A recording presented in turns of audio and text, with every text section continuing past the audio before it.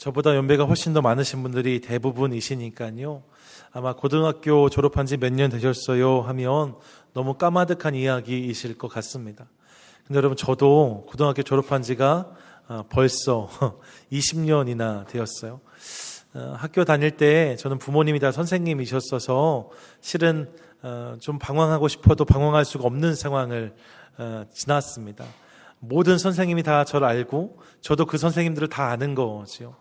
조금만 잘못하면 집에 가면 대번 아버지께서 너 오늘 이렇게 말씀하시는 상황이 제 학창 시절이었습니다. 그래서 열심히 하지 않으면 안 됐고 또 그렇게 할 수밖에 없는 상황에 제가 놓여서 학창 시절을 보냈어요. 그랬는데 저희 아버지가 수학 선생님이셨거든요. 제가 수학을 참 좋아했습니다. 그런데 영어는 그만큼 좋아하지는 않았어요. 근데 그런 제가 지금 미국에 살고 있는 거죠. 영어를 좋아하지 않았던 이유가 무엇이냐, 굳이 변명을 하자면 저는 이해하는 것, 이렇게 왁구를 맞춰 딱 맞는 거는 되게 좋아하는데 그냥 무턱대고 외우는 거는 저한테 잘 맞지 않았습니다. 이게 왜 그런지가 설명이 돼야 되는데 그게 잘 안 되는 거예요. 그래서 무작정 외우는 한국식 영어 교육이 저한테는 좀 어려움이었습니다. 그렇다고 빵점 맞고 이런 거 아니니까 걱정하지 마세요. 하지만 수학에 비하면 영어를 좋아하지 않았다는 말씀 드리는 겁니다. 한국의 영어 교육이 어때요? 우스갯소리를 하는 이야기지만 한국에서 관광 온 사람이 프리웨이에서 큰 사고를 당해서 막 피를 흘리는데 폴리스가 와가지고 How are you? 하고 물었더니 뭐라고 대답했다고요? Fine, thank you. 그리고 뭐라고 말했어요? And you? 라고 해. 다 하시잖아요. 이게 한국 교육의 폐해인 거죠. 예. 그래서 그렇게 영어 공부하고 싶지 않았습니다. 그래서 문장을 받으면 수거든 문장이든 상관없이 하나하나 의미를 중심으로 이해하려고 노력했던 기억이 저에게 있습니다. 근데 여러분, 그 와중에 지금도 잊혀지지 않는, 아니요, 지금도 기억하고 있는 이해되지 않는 표현이 있었어요. 정확히 말씀드리면 이해되지 않았던 게 아니라 동의하기가 어려웠던 표현인데 그게 뭐냐면 직업을 물을 때에 What's your job? 이라고 묻는 것이 일반적인 표현이라면 이 표현에 공손한 표현이 있어요. 그게 뭐예요? What do you do for your living? 입니다. What do you do for your living? 이렇게 묻는 단어가 What's your job의 공손한 표현이라고 학교에서 배웠어요. 이 문장은 직업을 묻는 문장인데 이 문장 그대로를 직역하면 너 리빙하기 위해서, 그러니까 살기 위해서 무엇을 하느냐 하는 질문이었습니다. 쉽게 이해하면 먹고 살려고 하는 일이 뭐냐 이렇게 묻는 거예요. 근데 여러분, 이 표현이 저는 마음에 들지 않았습니다. 잘 동의가 되지 않았어요. 사람이 먹고 사는 것만을 위해서 일하는 것은 아니지 않을까 이런 생각이 저에게 있었던 거죠. 어린 나이였는데 그럼에도 불구하고 이 표현에 쉽게 동의가 되지 않았습니다. 그래서 학교에서 시험을 볼 때 What is your job에 공손한 표현을 쓰시오, 이런 주관식 문제에 한참을 고민하다가 이렇게 썼어요. What is your job? So 이렇게 썼습니다. 되게 공손하게 쓴 거죠. 늦게 이해하시면 안 돼요. 사실 여러분, 저는 저의 이러한 생각은 아직도 변함이 없습니다. 그때 제가 이 생각하면서 이 표현을 이렇게 바꾸면 좋겠다 했던 게 있어요. 그게 뭐냐면 What do you do for your calling? 입니다. What do you do for a living이 아니라 What do you do for your calling? 당신은 당신을 향한 하나님의 부르심을 위해서 무엇을 하고 있습니까? 이렇게 물으면 훨씬 좋겠다, 이 생각을 한 거죠. 혼자 이렇게 써놓고 얼마나 근사했는지 모릅니다. 그리고 저는 정말로 그런 근사한 삶을 살고 싶습니다. 전 저와 여러분이 이 부름에, 이 질문에 응답하는 근사한 인생을 살아가는 믿음의 백성들 다 될 수 있기를 간절히 소망합니다. 여러분, 먹고 사는 것도 물론 중요합니다. 그것 아무것도 아니다 말하면 거기부터 문제는 시작됩니다. 먹고 사는 것 중요한 일입니다. 그것을 부정하면 안 됩니다. 하지만 그렇다고 해서 내가 지금 하고 있는 일이, 나의 사업과 직장이, 내가 감당하는 모든 것들, 나의 인생이 먹고 사는 것만을 위한 것이다, 여러분, 이렇게 말하면 너무 아쉽잖아요. 우리의 삶을 그렇게 정의하기에는 우리의 인생에 담아놓으신 하나님의 계획과 뜻은 훨씬 더 큰 것인 것을 여러분 믿으시기 바랍니다. 그렇기에 저는 우리 모두가 What do you do for your calling? 이렇게 묻고 또 이 질문에 답하는 인생으로 살게 되기를 간절히 소망합니다. 지난주에 이어서 오늘 히스기야 왕을 한 번 더 살피려고 하는데 여러분 그의 마지막 모습을 통해서 저는 이 질문이 정말로 중요하구나 이 사실을 한 번 더 깨닫게 됩니다. 히스기야, 여러분 그 이름의 뜻이 여호와는 나의 힘이었는데 히스기야는 정말로 그런 인생을 살았다는 것 우리가 지난주에 확인했습니다. 지난주 말씀을 기억해 보시면 이 히스기야는 남유다에서 가장 위대한 왕 중에 하나인 다윗, 가장 위대한 왕이죠. 그 다윗에 견줄 만한 탁월한 왕이었다라고 성경은 기록하고 있습니다. 무엇보다 여러분 그가 무엇이 진짜 중요한지를 알았다라고 말씀해요. 그래서 그 아버지 아하스가 왕이 되었을 때는 태평 천하에서 왕이 되었음에도 불구하고 하나님을 섬기지 않고 하나님 붙들지 않고 다른 것 섬김으로 무너지는 나라를 경험하고 말았는데 그렇게 바닥에 내려간 남유다의 왕이 된 히스기야, 그는 다른 모든 것을 다 뒤로하고 성전을 수리하고 예배를 회복하고 하나님과의 관계를 바르게 세우는 일, 그 일에 열심을 다했다라고 성경은 기록하고 있습니다. 히스기야가 왕이 된 것이 역대하 29장의 사건인데요. 이 29장에서 왕위에 올랐던 그가 31장까지 29, 30장, 31장까지 이 일에만 매진하는 것을 우리가 확인할 수 있습니다. 무너진 성벽도 보수해야 됐습니다. 주변 나라와 좋은 관계를 맺는 것도 중요했습니다. 백성들을 격려하는 것 또한 중요한 일이었습니다. 하지만 여러분 중요한 일이 많이 있었지만 이 모든 것을 다 뒤로 하고 더 중요한 것을 먼저 붙잡았다는 거지요. 그것이 예배였다라고, 그것이 하나님이었다라고 말씀을 드렸습니다. 그리고 여러분 그 결과로 그렇게 31장까지 말씀이 진행되고 32장에 가면 어떤 일이 생겨요? 아수르가 쳐들어오잖아요. 여러분 북이스라엘을 멸망시켰던 아수르입니다. 이 아수르가 쳐들어왔을 때에 필요한 게 얼마든지 있었을 텐데 준비된 게 별로 없는 거예요. 하지만 저들이 지난 29, 30장, 31장 동안 하나님을 붙잡았거든요. 주님과의 관계를 바로 세웠거든요. 그랬더니 하나님이 저들을 위해서 역사하셨고 기적 같은 승리가 남유다에 주어졌다라고 성경은 말씀하고 있습니다. 진짜 중요한 것을 먼저 하는 인생에 하나님이 이런 은혜와 역사를 부으셨다. 여러분 이러한 내용이 지난주 말씀이었어요. 여러분 그래서였는지 이번 주중 예배, 새벽에요, 또 수요 예배에 평상시보다 조금 더 많은 분들이 오셨습니다. 되게 감사했어요. 안 오시는 분들 찔리라고 드리는 말씀은 아닙니다. 하지만 여러분 예배를 바로 세우는 건 정말로 중요합니다.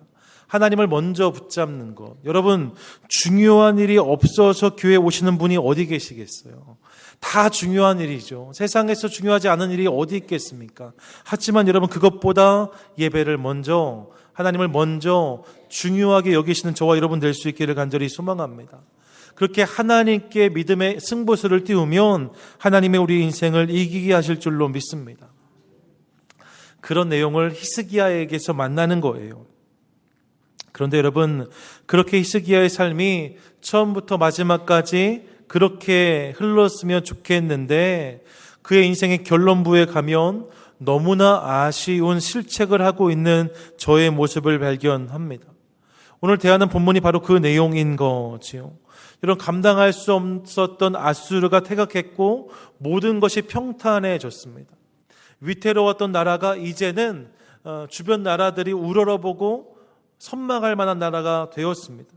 오늘 읽은 본문의 바로 앞부분인 22절과 23절은 그 상황을 이렇게 기록하는데 22절을 보니까 이렇게 말씀해요. 이와 같이 여호와께서 히스기야와 예루살렘 주민을 아수르 왕 산헤립의 손과 모든 적국의 손에서 구원하여 내사 사면으로 보호하심에, 뭐라고요, 여러분? 사방에 적들이 있었는데 하나님이 저들 가운데 은혜를 주셔서 저들을 지키셨다라고 말씀해요. 그리고 나서 23절을 보니까 함께 읽겠습니다. 여러 사람이 예물을 가지고 예루살렘에 와서 여호와께 드리고 또 보물을 유다 왕 히스기야에게 드린지라. 이후부터 히스기야가 모든 나라의 눈에 존귀하게 되었더라. 아멘. 여러분, 사자성어 중에 괄목상대라는 말이 있거든요. 너무 많이 변해서 눈을 비비고 다시 쳐다본다는 거예요. 근데 지금 히스기야의 상황이 그렇게 된 거지요. 분명히 망하는 나라였습니다. 분명히 주저앉을 줄 알았습니다. 근데 하나님의 은혜로 저들이 서게 되었고, 이제 히스기야가 은혜를 입었다는 소문이 나면서 많은 사람이 찾아와서 하나님을 경외하고 히스기야에게 보물을 드리고, 그래서 그 히스기야가 모든 나라의 눈에 존귀하게 되었다라고 성경은 말씀하고 있습니다. 정말로 저의 인생 가운데 놀라운 은혜가 임한 거지요. 그런데 여러분, 바로 이러한 상황 속에서 이어지는 24절에 가보면 본문은 이렇게 시작되는 것을 확인합니다. 24절 앞부분 뭐라고 말씀해요? 그때에 히스기야가 병들어 죽게 되었으므로 라고 말하고 있습니다. 그때 히스기야가 병들어 죽게 되었으므로. 여러분, 이제 모든 문제가 사라졌어요. 정말 평탄한 인생이 열렸습니다. 이제는 발 쭉 펴고 잘 수 있겠구나 하는 순간 히스기야에게 뭐가 찾아왔다고요? 병이 찾아왔다라고 본문은 말씀하고 있습니다. 그것도 그냥 병이 아니라 어떤 병입니까? 죽을 병이었답니다. 이런 같은 부분을 대하고 있는 열왕기 하에서는 이 내용이 보다 구체적으로 기록되고 있는데, 열왕기 하 20장 1절을 보시면 그때 히스기야가 병들어 죽게 되매 아모스의 아들 선지자 이사야가 그에게 나와서 그에게 이르되 여호와의 말씀이 너는 집을 정리하라 내가 죽고 살지 못하리라 하셨나이다 말하는 것을 확인하게 됩니다. 뭐예요, 여러분? 이제 모든 어려움이 사라지고 좀 살만해졌는데 하나님의 선지자 이사야가 와서 뭐라고 말합니까? 집을 정리하라. 내가 죽고 살지 못하리라 라고 말하고 있어요. 이제 그만 정리하십시오. 더는 어려울 것 같습니다. 이렇게 말하는 거죠. 여러분, 상상만 해도 마음이 철렁 내려앉습니다. 대개 사람들이 그랬던 것처럼 히스기야도 죽음에 대해서 별로 많은 생각을 하지 않고 살아왔을 것입니다. 아직도 나에게는 많은 시간이 있을 거다, 당연히 그렇게 생각했을 거예요. 그런데 여러분, 인생에 있어서 이제 꽃이 피는 시기에, 열매가 열리는 시기에, 이제 뭔가 좀 괜찮다는 시기에 정말 천천병력 같은 말씀이 들려온 거지요. 집을 정리하라, 내가 죽고 살지 못하리라. 어떻게 해야 할까? 무엇을 할 수 있을까? 여러분, 생각만 해도 앞이 캄캄합니다. 그런데 여러분, 히스기야가 그래도 하나님의 사람이었잖아요. 히스기야가 이 상황 앞에서 하나님께 무릎 꿇었다라고 성경은 말씀하고 있어요. 우리가 흔히 알고 있는 히스기야의 강청 기도가 바로 이 부분인 거지요. 문제 앞에서 주님께 강청함으로 나아가는, 히스기야가 나라의 문제뿐만 아니라 개인적인 삶의 역경도 누구를 붙잡고 누구에게 매달려야 할지를 정확히 알고 있었구나, 우리가 알 수 있습니다. 역대하 32장 24절은 여호와께 기도하매 라고 적혀 있는데, 이 부분을 열왕기하 20장 2절과 3절은 보다 구체적으로 이렇게 소개하고 있어요. 히스기야가 낯을 벽으로 향하고 여호와께 기도하여 이르되, 뭐라고요? 그가 자기의 얼굴을 벽으로 향했답니다. 무슨 말입니까? 오직 하나님만 바라봤다는 거예요. 내가 다른 것 의지하지 않겠습니다. 제가 그래도 왕이었는데, 여러분, 의지하려고 치면 뭔들 의지하지 못하겠어요. 주변에 이런 병을 경험했던 사람들, 좋은 의원들, 타국의 사람들 불러서 의지할 수 있었을 텐데, 히스기야는 그런 것들을 의지하지 않고 자신의 얼굴을 벽으로 향하면서 하나님만 바라보겠다라고 결정합니다. 그러면서 간절히 부르짖는 모습을 3절에서 만나요. 여호와여, 구하오니 내가 진실과 전심으로 주 앞에 행하며 주의 보시기에 선하게 행한 것을 기억하옵소서 하고 심히 통곡하더라. 여러분, 히스기야가 그렇게 자세를 취하고 어떻게 기도합니까? 본문을 보시면 히스기야는 자신의 진실과 전심을 하나님 기억해 주십시오라고 말해요. 주님 보시기에 선하게 행해왔던 것을, 주님 그래도 내가 잘 살았잖아요, 그래도 내가 주님 앞에서 그렇게 주님 붙들고 살았잖아요, 이렇게 말하고 있는 히스기야를 만나는 거지요. 그렇게 통곡하면서 부르짖었다라고 성경은 말씀하고 있습니다. 그리고 여러분, 그 결과로 하나님은 그의 기도에 응답하셨다라고 말씀하고 계세요. 사랑하는 여러분, 우리 하나님은 기도에 응답하시는 하나님이신 것을 믿으시기 바랍니다. 아무리 애쓰고 수고하며 부르짖어도 그분이 응답하지 않는다라고 하면 기도할 이유가 어디 있겠어요? 주님의 얼굴을 바라볼 이유가 어디 있겠습니까? 하지만 성경을 보면 하나님은 기도하는 자마다 응답을 경험했다라고 말씀하고 계세요. 얼굴을 찾는 이에게 얼굴을 보이시는 하나님이십니다. 우리 하나님이 그런 하나님이신 것을 믿으시기 바랍니다.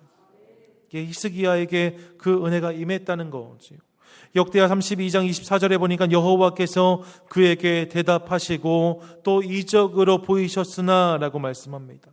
구체적인 내용이 열왕기하 20장에 등장하는데 5절과 6절에 보니까 이렇게 말씀합니다. 너는 돌아가서, 여러분 이게 어떤 내용이냐면 이사야가 집을 정리하소서 이제 곧 죽게 되었습니다 말하고 돌아가는데, 그 돌아가는 사이에 히스기야가 간절히 구한 거예요.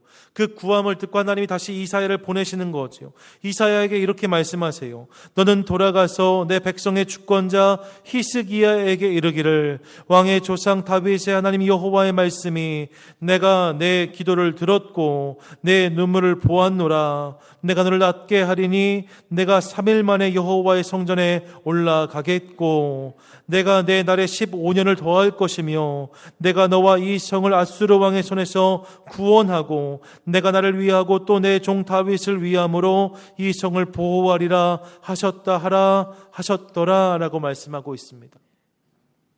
무슨 말입니까? 저가 전심으로 하나님을 구했더니 하나님의 응답이 임하는데, 저가 이사야를 보내고 기도하는 동안에 하나님의 말씀이 이사야에게 임했다는 거예요. 그래서 이사야가 돌아와서 무엇을 이야기합니까? 하나님께 당신의 기도를 들으셨고 당신의 눈물을 보았습니다라고 말하고 있습니다. 하나님이 우리의 기도를 들으시고 우리 눈물을 보신다는 거지요. 그러면서 그 기도의 응답으로 이제 15년의 인생을 추가로 허락받았다라고 전하고 있습니다. 15년의 시간이 추가로 주어졌다는 거예요. 여러분, 요즘에는 워낙에 수명이 많이 늘어나서 평균 수명이 꽤 높이 올라간 시대를 살고 있는데, 그런데 여러분, 어떤 분들은 이 상황을 보면서 이것이 수명 연장이 아니라 수명 연명이라는 말씀을 하시더라고요. 나이가 점점 더 많이 이렇게 올라가게 되는데 끝까지 힘있게 활력이 넘치는 그런 인생을 살 수 있는 것이 아니라 평균 수명이 늘긴 늘었는데 마지막 부분은 연명된 부분이 있다는 거예요. 힘있게 살아가는 모습이 아니라 여러 가지 제약과 어려움 가운데서 숨이 이어지는 모습을 발견하곤 한다는 거지요. 예, 여러분, 수명 연명이란 말이에요. 그만큼 수명이 연장된다는 것은 어려운 일이라는 거예요. 그런데 히스기야에게 임한 응답은 연명이 아니라 연장이었다라고 성경은 말씀해요. 생명이 연장된 거지요. 다시 활력을 불어넣으셨답니다. 다시 열정이 저의 삶 가운데 부어졌답니다. 그래서 예전처럼 왕성하게 활동하면서 15년의 시간을 보내게 되었다는 거예요. 이 약속의 증표로 해 그림자가 10도나 뒤로 물러가게 되었다는 기적도 나타나고 있습니다. 놀라운 은혜가 오늘 임한 것입니다. 놀라운 은혜가 히스기야에게 임한 것입니다. 여러분, 여기까지만 생각해 보시면 이보다 좋을 순 없다. 정말로 히스기야의 인생이 그렇게 되어진 것 같습니다. 그런데 여러분, 이어지는 역대하 32장 25절을 보시면 히스기야가 그렇게 15년 더 살게 된 것이 어떤 의미에서는 저에게 잘된 일이 아니라 불행일 수 있겠다는 생각을 해보게 됩니다. 놀라운 은혜를 경험했거든요. 그런데 여러분, 그 뒤에 인생을 보면 이것이 복이 아닐 수 있겠다, 이런 생각을 하게 된다는 거예요. 왜냐하면 성경이 이렇게 기록하기 때문입니다. 역대하 32장 24절 뒷부분 보시면 여호와께서 그에게 대답하시고 또 이적으로 보이셨으나 라고 말해요. 하나님께서 그에게 응답하셨고 이적을 보이셨습니다. 그러나 25절 뭐라고 말합니까? 함께 읽겠습니다. 히스기야가 마음에 교만하여 그 받은 은혜를 보답하지 아니하므로 진노가 그와 유다와 예루살렘에 내리게 되었더니 라고 말씀합니다. 무슨 말입니까? 하나님이 그의 생명을 연장시켜 주셨습니다. 하나님이 저희 인생 가운데 은혜를 주셨습니다. 근데 여러분, 그 일을 경험하고 나서 히스기야의 반응이 어땠다는 거예요? 그의 삶 가운데 은혜의 반응이 무엇이었습니까? 첫째는 그의 마음이 교만하여 라고 말하고 있습니다. 여러분, 은혜를 받았는데 저의 마음이 교만해졌다는 거예요. 둘째로 그 결과로 은혜에 보답하지 않는 인생을 살았다라고 성경은 말씀하고 있습니다. 죽게 된 것을 살려주었더니 살려주신 하나님의 은혜를 잊어버렸다는 것입니다. 하나님을 잊은 것을 넘어서 교만해졌고 이로 인하여서 오히려 하나님의 진노를 사는 인생이 되어버렸다라고 성경이 말씀하고 있다는 거죠. 하나님의 놀라운 은혜가 오늘까지 있었음에도 불구하고 여러분, 기적 같은 은혜 15년의 생명이 연장된 다음에 저가 교만해졌다 성경은 말씀하고 있어요. 히스기야의 구체적인 교만의 모습을 열왕기하 20장은 보다 구체적으로 설명하고 있는데요. 성경을 보시면 히스기야가 이렇게 병 들었다는 소식이 여기저기에 전해지면서 사람들이 와서 저를 위로하고 격려하는 일들이 있었습니다. 특별히 남유다, 그 위에 원래 북이스라엘이 있었고 그 위에 아람이 있었고 그 옆에 아수르가 있었거든요. 아수르가 그 당시 최강국입니다. 여러분, 그 아수르 옆에 또 다른 나라가 있었어요. 그 나라가 어떤 나라입니까? 바벨론입니다. 신은 강국이에요. 막 떠오르는 별이었습니다. 근데 이 바벨론에서도 히스기야에게 사신을 보냅니다. 병문안 사절을 보낸 거지요. 예, 그렇게 사신이 먼 길을 걸어서 이제 남유다까지 왔습니다. 근데 여러분, 제가 출발할 때에는 히스기야가 아프대 죽게 되었대 이 이야기를 듣고 출발했는데, 이런 그 사이에 어떤 일이 있었어요? 이런 은혜의 사건이 있었잖아요. 와서 보니까 히스기야가 멀쩡한 거예요. 혈색이 아주 좋습니다. 건강해 보입니다. 사신이 의아했어요. 어떻게 이런 일이, 여러분, 이렇게 생각하게 된 거지요. 그 사실을 맞았을 때 그러면 바로 그 순간 히스기야는 하나님을 자랑했어야만 합니다. 정말로 내가 죽을 뻔했는데, 정말로 내 생명이 경각이었는데 하나님의 은혜로 내가 살게 되었노라고, 나의 하나님이, 우리가 섬기는 남유다의 하나님이 그런 하나님이시다라고 저에게 자랑했어야 맞습니다. 그런데 여러분, 성경을 보시면 히스기야는 그렇게 반응하지 않아요. 열왕기하 20장 13절 보니까 뭐라고 말씀합니까? 함께 20장 13절인데 함께 읽겠습니다. 시작. 히스기야가 사자들의 말을 듣고 자기 보물고의 금은과 향품과 보배로운 기름과 그의 군기고와 창고의 모든 것을 다 사자들에게 보였는데 왕궁과 그의 나라 안에 있는 모든 것 중에서 히스기야가 그에게 보이지 아니한 것이 없더라. 여러분, 무엇입니까? 히스기야가 그 순간 하나님을 자랑하지 않았다는 거예요. 하나님을 높이지 않습니다. 그럼 무엇을 자랑합니까? 나를 자랑합니다. 나를 자랑하고 나에게 있는 것들을 자랑합니다. 내 보물고를 열어 보입니다. 내 군기고를 열어 보입니다. 창고를 보여주면서 나 이 정도다라고 말하고 있어요. 내가 이 정도의 사람이다 자랑하는 히스기야를 만납니다. 여러분, 이것이 제 교만이었다는 거지. 은혜의 놀라운 역사를 경험했음에도 불구하고 하나님을 높이는 것이 아니라 그것이 대단하다 말하는 사람들에게 나 이 정도야, 나 우습게 보지 마 말하고 있는 히스기야를 만나는 거예요. 여러분, 이 히스기야 교만으로 인하여서 하나님은 다시 이사야를 그에게 보내시고 심판의 예언을 쏟아내십니다. 뭐라고 말씀하세요? 내가 지금 자랑한 모든 것들, 내가 지금 바벨론 사신에게 보여준 모든 것들, 이제 바벨론이 와서 다 빼앗아 갈 것이다라고 말씀하십니다. 그 징계가 너에게 임할 거다라고 말씀하세요. 실제로 여러분, 히스기야 다음에 몇 대 지나지 않아서 바벨론이 남유다에 쳐들어온 것을 우리가 기억하고 있습니다. 그리고 그 바벨론은 실제로 히스기야가 그때 보였던 모든 것을 다 빼앗아가 버렸습니다. 그런 철저한 패배와 멸망이 남유다에 임했다는 것이지요. 여러분, 평생을 하나님을 의지하며 그분을 예비하고 그분을 섬겼던 히스기야가 나라의 위기도 개인적인 어려움도 그 하나님의 은혜로 넘어섰고 심지어 기적 같은 15년의 인생을 허락받았는데 그 이후로 그 하나님께 믿음으로 응답하지 못하는 인생을 살았다는 거예요. 그래서 저 인생의 결말이 결단코 좋지 못했다라고 성경이 말씀하고 있는 거지요. 너무 아쉽습니다. 히스기야의 인생이 너무나 아쉽습니다. 여러분, 전반전을 잘 뛰고 후반전까지 잘 마무리했는데 굳이 안 나가도 되는 연장전 나가겠다고 졸라서 나간 다음에 여러 골을 먹혀서 말도 안 되는 역전패를 당한 경기를 본 것 같은 그런 마음이 저의 안에 있습니다. 히스기야의 삶이 그와 같았다는 거예요. 그래서 히스기야 이야기를 읽을 때마다 그의 인생이 연장된 것이 정말로 복이었을까? 여러분, 이런 생각을 해보게 되는 거지요. 그때 삶을 마치는 것이, 그때 삶이 마감되었던 것이 어쩌면 훨씬 저에게는 영광스럽고 찬란한 일이 아니었을까? 이런 생각을 해보는 것입니다. 그만큼 히스기야가 은혜로 받은 인생을 그렇게 살지 못했다는 것입니다. 여러분, 그런 히스기야 이야기를 하면 꼭 떠오르는 또 한 사람이 있습니다. 그가 프레드릭 니코니우스라는 사람의 이야기입니다. 400년 전에 마틴 루터가 중세 교회에서 로마 카톨릭과 치열하게 싸우며 종교개혁을 일으킬 때에 실로 거대한 세력과 개혁을 주제로 다투는 상황이었기 때문에 이것이 힘들고 어려운 일이었어요. 개인이 이 일을 감당하기는 어려웠습니다. 그때 마틴 루터를 지지하고 저와 함께했던 친구와 동지들이 있었는데 그 중에서 오른팔 같은 역할을 감당했던 동역자가 프레드릭 니코니우스입니다.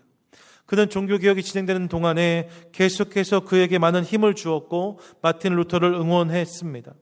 그런데 여러분, 기록에 의하면 그렇게 마틴 루터의 오른팔로 동역했던 니코니우스가 어느 날 갑자기 병을 얻게 되었고 이 병세가 심해지면서 도저히 소생할 가망이 없는 지경에 이르게 되었다라고 사료는 기록하고 있습니다. 더 이상 살 수 없게 된 거예요. 빠르게 죽음의 그림자가 엄습해 오는 것을 느낀 거죠. 더 이상 희망이 없구나. 자신의 마지막을 직감한 니코니우스가 떨리는 손으로 저의 친구였고 동역자였던 루터에게 마지막 작별 편지를 씁니다. 그리고 이 편지가 며칠 뒤 루터에게 전해졌어요. 마틴 루터는 한창 종교개혁의 중심에 있었기 때문에 분주하여서 여러 가지 돌보지 못했는데 이 편지를 받고 너무나 당황했습니다. 도저히 있을 수 없는 일이 생긴 거다, 이렇게 생각했어요. 곧바로 루터는 이 병석에 누워있는 니코니우스에게 편지를 보냅니다. 여러분, 루터의 편지가 도착했을 때에 그의 상태는 너무나 안 좋은 상황이었어요. 사경을 헤매고 있었습니다. 많은 사람들이 저의 마지막을 직감하고 그 집에 모여서 저의 마지막을 지켜보고 있었습니다. 그런데 그 자리에 마틴 루터의 편지가 도착한 거지요. 그리고 병상 곁에 누워있던 한 사람이 그 편지를 뜯어서 크게 읽기 시작합니다. 나는 자네가 더 살 것을 하나님의 이름으로 명령하네. 교회를 개혁하는데 자네가 필요하기 때문에 주님은 자네가 죽었다는 소식을 나로 하여금 듣게 내버려두지 아니할 것이라 믿네. 자녀가 살아야 한다는 것은 나의 뜻이네. 그러나 내가 하나님의 이름을 영화롭게 하기 위해 일하고 있기 때문에 나의 기도를 들으신 하나님께서 반드시 이 뜻을 이루어 주실 것이라 확신하네. 니코니우스, 우리에게는 아직도 주님을 위해 해야 할 일이 많이 남아 있다네. 여러분, 이 편지를 읽기 시작했는데 놀라운 것은 이 편지를 받고 프레드릭 니코니우스가 다시 살아났다는 것입니다. 저가 병상을 털고 일어나게 됩니다. 그리고 마틴 루터와 함께 남은 인생 동안 열심히 사역하면서 이 종교개혁의 사명을 이루었다라고 사료는 전하고 있습니다. 참 대단한 일이지요. 니코니우스에게 그런 은혜가 임했다는 거예요. 여러분, 저는 이 니코니우스의 이야기를 들을 때마다 히스기야가 떠오릅니다. 히스기야를 대할 때마다 니코니우스가 떠오릅니다.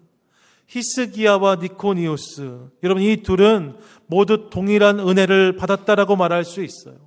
인생이 연장되는 축복을 받았습니다. 그런데 그렇게 축복을 받고 나서 그 이후의 행보가 저들은 분명히 달랐다라고 저의 모습이 우리에게 증거하고 있습니다. 은혜로 받은 인생을 히스기야의 모습과 니코니우스의 모습이 서로 다르게 감당해냈다는 거지요. 왜 이런 차이가 생겼을까요? 저는 그 이유를 이 둘 안에 있는 기도의 내용에서 발견합니다. 히스기야의 기도를 보시면 강청 기도입니다. 여러분, 그런 기도 하시라고 권하는 책도 있고 그런 내용 많이 있잖아요. 예, 정말로 필요한 일입니다. 간절히 구하는 것 중요합니다. 저의 기도에는 생명에 대한 강한 욕구가 느껴집니다. 그런데 여러분, 그의 기도는 거기까지입니다. 강청해요. 하지만 거기까지입니다. 그의 기도를 보시면 주님, 내가 지금까지 이렇게 살았으니 내 인생의 기한을 늘려주십시오. 그 내용만 소개되고 있습니다. 내가 지금까지 살아온 어제를 기억해 주십시오. 이것이 저의 기도의 근거이고 그것이 그의 기도의 내용 전체였다는 것이지요. 여러분, 히스기야가 왜 그 기도 응답 이후에 바른 삶을 살지 못했을까? 어쩌면 저가 하나님께 그렇게 기도할 때 어제만을 기억했어요. 정작 그렇게 기도하면서 그렇게 연장된 생명이 있다면 그곳으로 내가 무엇을 해야 될지, 어떻게 살아야 될지 거기까지는 그가 생각하지 못했다는 거지요. 결국 어제만 바라보고 내일을 생각하지 못했던 저의 기도는 아쉬운 결말로 이어진 것이 아닌가, 이런 생각을 해보는 것입니다.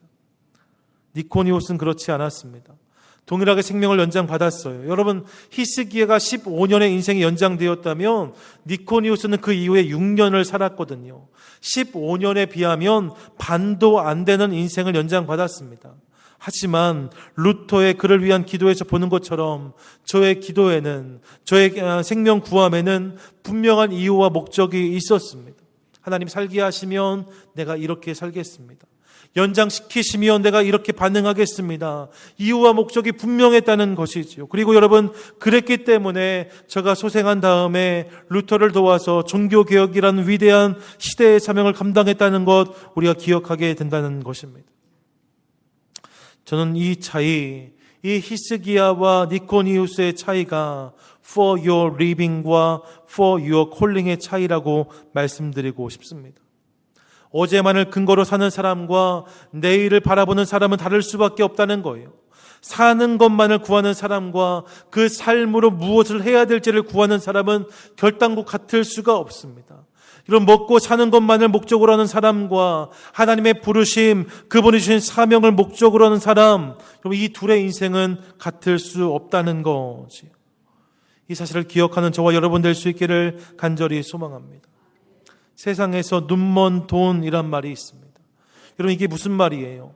특정한 목적이 지정되지 않아서 그냥 아무나 가져다가 쓰는 사람이 임자인 돈, 그 돈이 눈먼 돈입니다. 목적이 없는 돈입니다. 그래서 여러분, 그 눈먼 돈을 만나면 누구나 그 돈을 갖다 쓰려고 합니다. 그런데 여러분, 그 눈먼 돈이 결국 독이 되는 것 어렵지 않게 경험할 수 있습니다.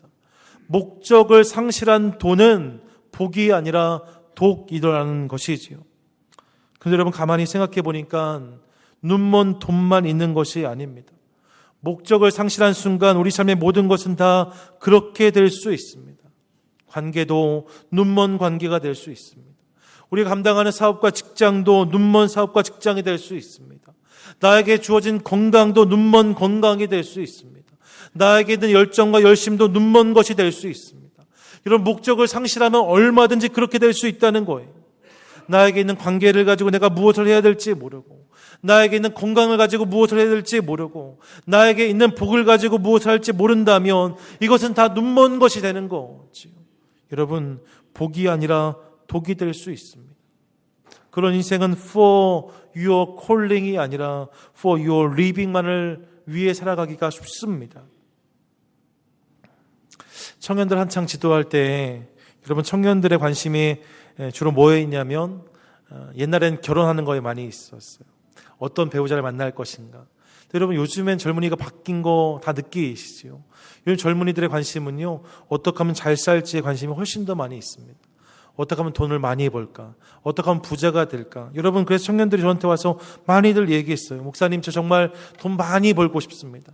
생각날 때마다 기도해 주세요. 이렇게만 말하면 미안하니까 꼭 뒤에다 붙여요. 목사님, 돈 벌면 차 사드릴게요. 냉장고 사드릴게요. 믿음이 좋은 친구는 뭐라고 말해요? 목사님, 나중에 제가 돈 많이 벌면 교회에 져드릴게요. 여러분, 기대하세요. 우리 교회 누가 져줄지 몰라요. 여러분, 그런 이야기 한 청년들 많이 만났습니다. 근데 여러분, 그때마다 제가 해준 이야기가 있습니다. 돈을 많이 버는 것 정말 중요하다. 그런데 돈을 많이 벌고 싶다 보다 먼저 이 고민했으면 좋겠는데, 돈을 어디에 쓰고 싶은지 그 고민 먼저 했으면 좋겠다. 내가 돈을 어디에 쓰고 싶은지가 분명해지면 돈 버는 건 그 다음에 따라오는 거예요. 근데 여러분, 내가 돈을 어디에 쓸지도 생각하지 않고 돈이 그냥 많아졌으면 좋겠다 생각하니까 결국 그 돈을 가지고 망하는 인생을 사는 것 아니겠습니까? 그래서 늘 이야기해 줬습니다. 돈을 많이 벌어야겠다 생각하지 말고 돈을 많이 쓰고 싶다 생각하라고. 좋은 목적에, 좋은 이유를 가지고 하나님을 위해서 내가 돈을 많이 쓰는 인생이 되었으면 좋겠다, 이 소망 품고 나아가라고. 그러면 하나님께서 돈 버는 방법들은 열어주실 거라고 이야기했던 기억이 있습니다. 여러분, 무엇을 하는지도 중요하지만 더 중요한 것은 무엇을 위해 하느냐인 줄로 믿습니다.